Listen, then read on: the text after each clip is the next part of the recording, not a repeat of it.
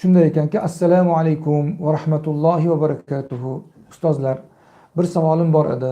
Namoz o'qiyotganda har rakatda Fotiha surani a'uzu billah bilan boshlash kerakmi?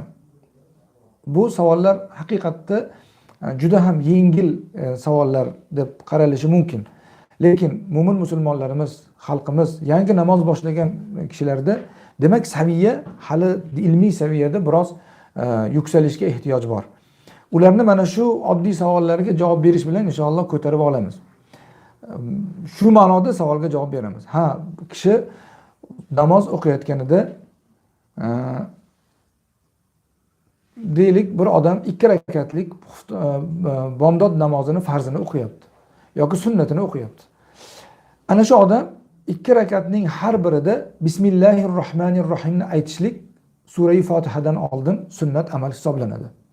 Ammo har qanday namozni boshlashda avvalidagi birinchi rakatda sano o'qigandan keyin a'uzu billahi minash shaytonir rojimni aytishligi demak bu sunnat amal.